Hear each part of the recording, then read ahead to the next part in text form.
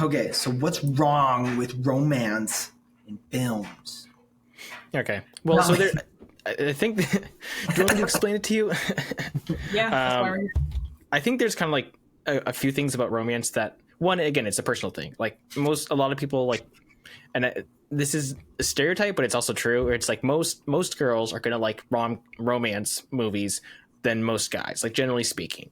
And like sometimes like again like I have two older sisters, so I've seen like a lot of like that, like the chick flicks, rom-coms, meet cutes, whatever they call them, all those type of things. I've seen like a good amount of those, and most of the time I'm like, okay, whatever. Like it's not like personally interesting to me. And I think that's also just like the part of the dichotomy between guys and girls.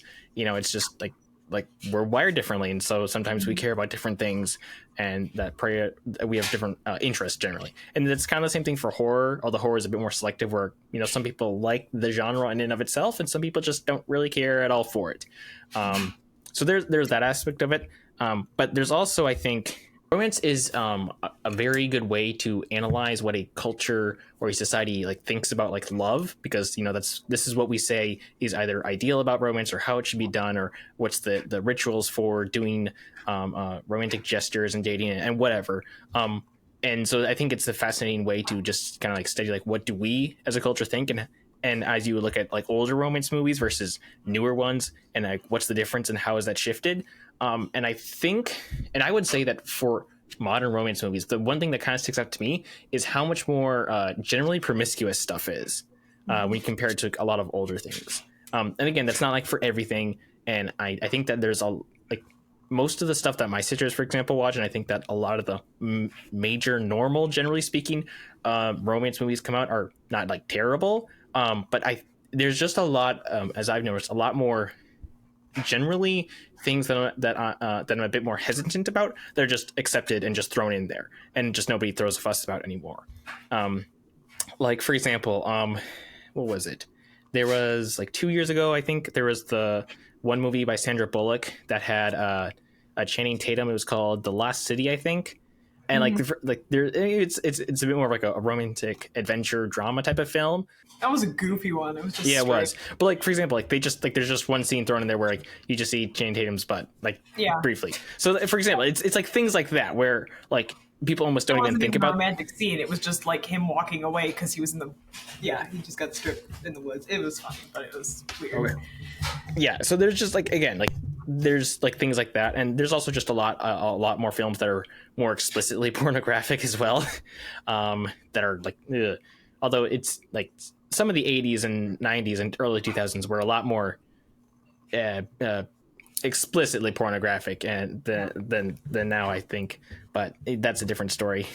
So I think that for Christians specifically, there needs to be a bit of awareness when going into a lot of romance movies, because one, they're just like there's always that danger of like what exactly is going to be presented. But I think what's most dangerous is the fact that romance stories almost all involve like people sleeping around before marriage, and just like that's completely accepted, and that's just the thing that like nobody talks about, because like, well, it's just acceptable.